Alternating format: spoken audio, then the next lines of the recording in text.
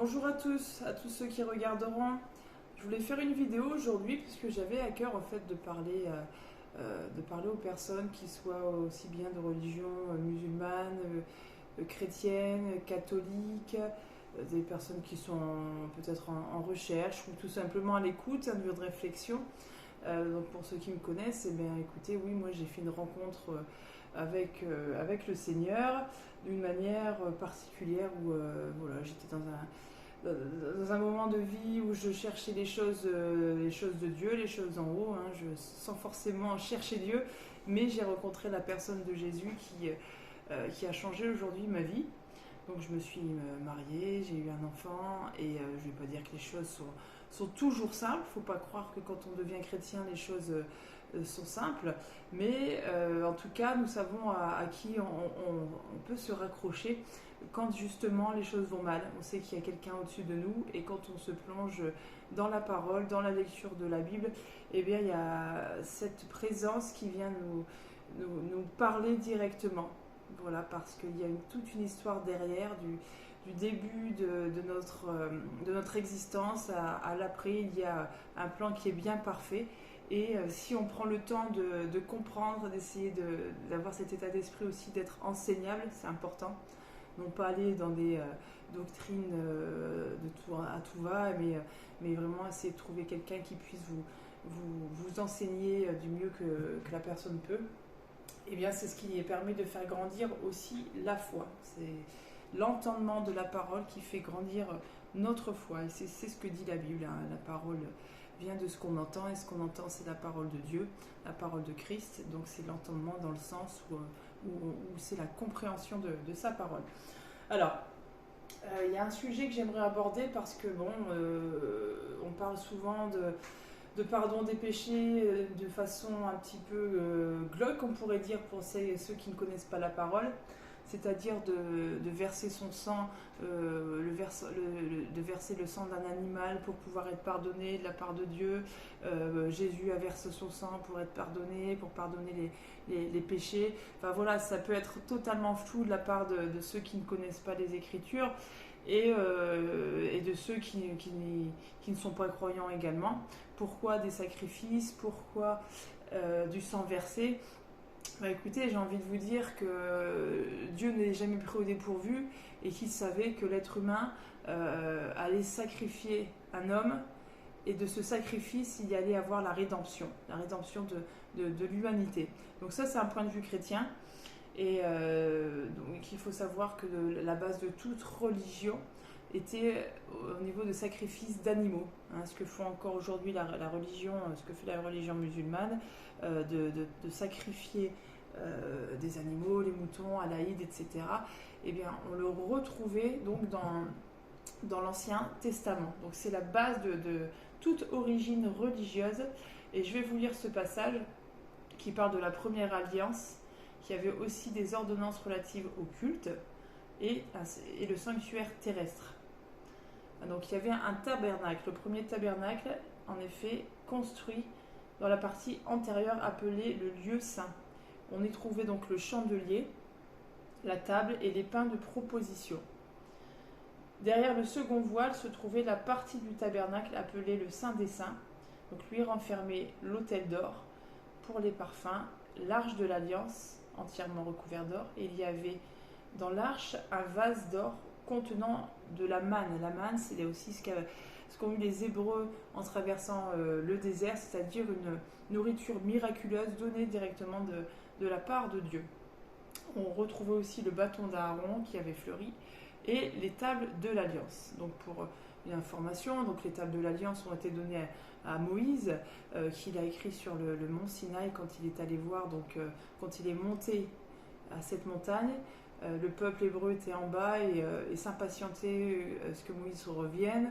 Et le peuple s'est tellement impatienté qu'ils se sont crus bernés de la part de Moïse en disant mais on s'est fait avoir, il n'est pas venu de la part de Dieu, on va construire un veau d'or, donc c'est-à-dire une idole, le consacrer au Dieu du ciel et on va lui rendre un culte. Sauf que tout ça, ça a collé, Ça a fait venir la colère de Dieu et qui n'approuvait pas du tout ce veau d'or. Et aujourd'hui, on retrouve encore les mêmes pensées, les mêmes actions en se disant bon bah voilà, Dieu nous a abandonnés, tel homme nous parle de la part de Dieu, ou j'ai rencontré telle personne qui me parle de Dieu, mais je ferme mes oreilles et je vais plutôt continuer à croire ma propre croyance sans essayer de chercher à savoir qui est Dieu. Voilà, donc voilà ce qui s'est passé. Donc pour revenir aux tables de l'Alliance, donc Dieu les a donnés à Moïse et il n'y avait pas que 13 commandements, mais bien 613 commandements. Voilà. Au-dessus de l'arche étaient les chérubins de la gloire, donc de la gloire de Dieu. Les chérubins, donc on imagine que l'arche de l'Alliance, voilà, c'est ma tête. Donc les chérubins faisaient vraiment de l'ombre comme ça avec leurs ailes et protégeaient ce qui renfermait la puissance de Dieu à travers l'arche de l'Alliance. Voilà, ils couvraient de leurs ombres ce qu'on appelle le propitiatoire. Donc il disait c'est pas le moment de parler en détail de tout ça. Voilà, et donc pourquoi il y avait tout ça ? En fait, le sacrificateur, lui, devait rentrer dans ces tabernacles pour pouvoir expier, c'est-à-dire pour pouvoir faire un culte et à ce que Dieu agrée ce culte et pardonne les péchés de son peuple, les péchés pour tout à chacun. Voilà comment fonctionnait à l'époque avec notamment ce sacrifice d'animal où on versait le sang d'un agneau, d'un bouc, d'un taureau pour pouvoir être pardonné de nos péchés. Aujourd'hui, donc, il se passe encore ce genre de sacrifice aussi, mais que nous dit la religion chrétienne, c'est que Jésus est venu, lui qui est ce chandelier d'or, qui se dit la lumière du monde, il est venu nous annoncer toutes ces choses. Quand il a fait notamment la table, la scène, parce que je reprends les termes qui sont donnés, dans la partie antérieure se trouvait donc le chandelier. C'est le chandelier ici dans la religion chrétienne. On l'assimile à Jésus qui lui se dit de lui-même qu'il est la lumière du monde et qui vient rendre témoignage de son Père. La table, quand Jésus était à table avec ses disciples et qu'il a dit ceci, il a rompu le pain, il a dit ceci est mon corps, prenez-le en souvenir de moi. Et quand ils ont bu également cette coupe, donc c'était vraiment, c'était tous des actes prophétiques qui allaient amener jusqu'à la croix et jusqu'au versement du sang de l'agneau de Dieu. En fait, cet animal que l'on sacrifiait auparavant est aujourd'hui l'agneau de Dieu qui est le Fils unique et qui s'appelle donc Jésus-Christ. Donc ce chandelier dans la partie antérieure, la table, donc ça fait référence aussi à la scène, les pains de proposition, Jésus est le pain de vie. Dans la partie du tabernacle, donc c'était derrière le voile, la seconde partie du tabernacle se trouvait l'autel d'or où renfermaient les parfums. Ça fait penser aussi à Marie de Béthanie qui a déversé le parfum de grand prix, de grande valeur sur les pieds de Jésus, où là c'était aussi un geste prophétique. L'arche de l'Alliance recouverte d'or, encore une fois, à l'intérieur se trouve la gloire de Dieu. Qui est aujourd'hui l'arche de l'Alliance ? Et bien par ce sacrifice parfait, et bien c'est tout à fait, on peut dire que c'est tout à fait Jésus qui est lui-même ce vase d'or et cette arche d'Alliance et ce vase d'or qui contient la manne, puisqu'il n'y a jamais une perte de provision, mais au contraire, Jésus, quand il était présent, il a nourri des personnes, il a nourri ceux qui le suivaient, il a nourri ce peuple qui le suivait et qui voulait en savoir davantage sur qui était cet homme. Et au lieu de les laisser repartir, c'est là qu'il y a eu ce miracle de la multiplication des pains et des poissons. Donc il y a une part de surnaturel quand on croit à la présence de Dieu, quand on croit qu'il y a un Dieu vraiment au-dessus de nos propres capacités, au-dessus de notre propre entendement. Quand on se permet de comprendre cette personne de Jésus-Christ, eh bien, il y a aussi tout un miracle qui se réalise dans notre vie aussi bien personnelle, professionnelle, familiale, notre santé mentale, physique, spirituelle. Il y a vraiment toute une floraison, comme ce bâton d'Aaron qui était fleuri. Il y a toute une floraison de miracles qui peut se produire dans nos vies. Et ce genre de choses, je l'ai expérimenté, je l'expérimenterai encore.